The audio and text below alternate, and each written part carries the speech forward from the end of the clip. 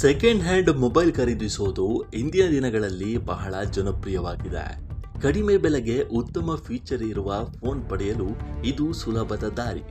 ಆದರೆ ಖರೀದಿಸುವ ಮೊದಲು ಈ ಕೆಳಗಿನ ಪ್ರಮುಖ ಅಂಶಗಳನ್ನು ಗಮನಿಸುವುದು ಅತ್ಯಗತ್ಯ.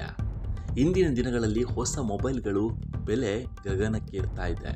ಹಾಗಾಗಿ ಅನೇಕರು ಸೆಕೆಂಡ್ ಹ್ಯಾಂಡ್ ಅಥವಾ ಉಪಯೋಗಿಸಿದ ಮೊಬೈಲ್ಗಳನ್ನು ಖರೀದಿಸಲು ಇಷ್ಟಪಡ್ತಾರೆ. ಕಡಿಮೆ ಬೆಲೆಗೆ ಪ್ರೀಮಿಯಂ ಫೋನ್ ಸಿಗುತ್ತೆ ಅನ್ನೋದು ಖುಷಿಯ ವಿಚಾರವಾದರೂ ಸರಿಯಾಗಿ ಪರಿಶೀಲಿಸದೆ ಖರೀದಿಸಿದರೆ ಅದು ತಲೆನೋವಾಗಿ ಪರಿಣಮಿಸಬಹುದು.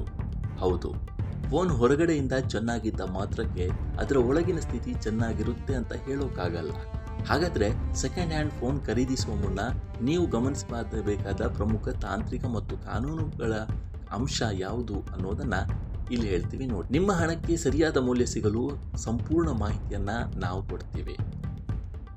ಬಿಲ್ ಮತ್ತು ಬಾಕ್ಸ್ ಅನ್ನು ಪರಿಶೀಲಿಸೋದು ಮುಖ್ಯವಾಗುತ್ತೆ. ಮೊಬೈಲ್ ಖರೀದಿಸುವಾಗ ಅದರ ಅಸಲಿ ಬಿಲ್ ಕೇಳಿ ಪಡೆಯಿರಿ. ಬಿಲ್ನಲ್ಲಿರುವ IMEI ಸಂಖ್ಯೆ ಮತ್ತು ಫೋನ್ನಲ್ಲಿರುವ ಸಂಖ್ಯೆ ಒಂದೇ ಆಗಿದೆಯಾ ಅಂತ ಖಚಿತಪಡಿಸಿಕೊಳ್ಳಿ. ಬಿಲ್ ಇಲ್ಲದ ಫೋನ್ಗಳು ಕಳ್ಳತನದ ಫೋನ್ ಆಗುವ ಸಾಧ್ಯತೆ ಇರುತ್ತೆ. ಫೋನ್ನ ಸ್ಕ್ರೀನ್ನಲ್ಲಿ ಯಾವುದೇ ಸಣ್ಣ ಬಿರುಕುಗಳಿದ್ದರೆ ಅದನ್ನು ನೋಡಿಕೊಳ್ಳಿ. ಬಾಡಿ ಮೇಲೆ ಡೆಂಟ್ಗಳಿದ್ದರೆ ಫೋನ್ ಕೆಳಗೆ ಬಿದ್ದಿದೆ ಅಂತ ಅರ್ಥ. ಇದು ಒಳಗಿನ ಹಾರ್ಡ್ವೇರ್ಗೆ ಹಾನಿ ಮಾಡಿರಬಹುದು. ಚಾರ್ಜಿಂಗ್ ಪೋರ್ಟ್, ಹೆಡ್ಫೋನ್ ಜಾಕ್ ಮತ್ತು ಕ್ಯಾಮರಾ ಲೆನ್ಸ್ ಸರಿಯಾಗಿದೆಯಾ ಅಂತ ಚೆಕ್ ಮಾಡಿಕೊಳ್ಳಿ. ಸೆಕೆಂಡ್ ಹ್ಯಾಂಡ್ ಫೋನ್ಗಳಲ್ಲಿ ಅತಿ ದೊಡ್ಡ ಸಮಸ್ಯೆ ಅಂದರೆ ಬ್ಯಾಟರಿ ಬಾಳಿಕೆ.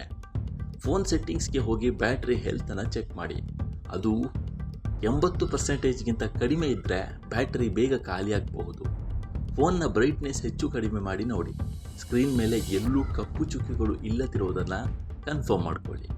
ಕೀಬೋರ್ಡ್ ಬಳಸಿ ಪ್ರತಿಯೊಂದು ಅಕ್ಷರವನ್ನು ಟೈಪ್ ಮಾಡುವ ಮೂಲಕ ಟಚ್ ಸ್ಕ್ರೀನ್ನ ಸಂವೇದನೆಯನ್ನು ಪರೀಕ್ಷಿಸಿ. ಫೋನ್ಗೆ ನಿಮ್ಮ ಸಿಮ್ ಕಾರ್ಡ್ ಹಾಕಿ ಕರೆ ಮಾಡಿ ನೋಡಿ. ನೆಟ್ವರ್ಕ್ ಸಿಗ್ನಲ್ ಮತ್ತು ಇಂಟರ್ನೆಟ್ ಸ್ಪೀಡ್ ಸರಿಯಾಗಿದೆಯಾ ಅಂತ ತಿಳ್ಕೊಳ್ಳಿ. ಸ್ಪೀಕರ್ ಮತ್ತು ಮೈಕ್ರೋಫೋನ್ ಕೆಲಸ ಮಾಡುತ್ತದೆಯಾ ಅಂತ ಚೆಕ್ ಮಾಡಿಕೊಳ್ಳಿ. ಅದಕ್ಕಾಗಿ ಒಂದು ಹಾಡನ್ನು ಪ್ಲೇ ಮಾಡಿ ನೋಡಿ.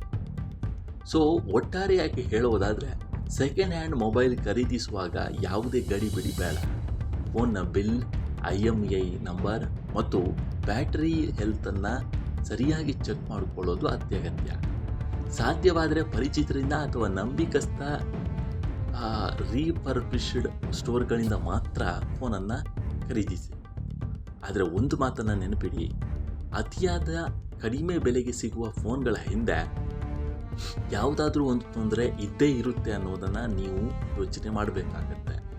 ನಿಮ್ಮ ವಿವೇಚನೆಯಿಂದ ಸ್ಮಾರ್ಟಾಗಿ ಫೋನನ್ನು ಆಯ್ಕೆ ಮಾಡಿ ಮತ್ತು ನಿಮ್ಮ ಹಣವನ್ನು ಉಳಿಸ್ಕೊಳ್ಳಿ.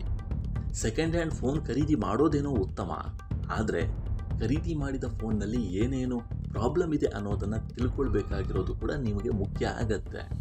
ಹೀಗಾಗಿ ಯೋಚನೆ ಮಾಡಿ ಖರೀದಿಸಿ ಅಂತ ಹೇಳ್ತಾ, ನೀವೇನಾದರೂ ಸೆಕೆಂಡ್ ಹ್ಯಾಂಡ್ ಫೋನ್ನ ಖರೀದಿ ಮಾಡೋ ಯೋಚನೆಯಲ್ಲೇ ಇದ್ದರೆ ಒಂದು ಸ್ವಲ್ಪ ಯೋಚನೆ ಮಾಡಿ ಅಂತ ಹೇಳ್ತಾ ಈ ವಿಡಿಯೋವನ್ನು ಮುಗಿಸ್ತಾ ಇದ್ದೇವೆ. ನಮಸ್ಕಾರ.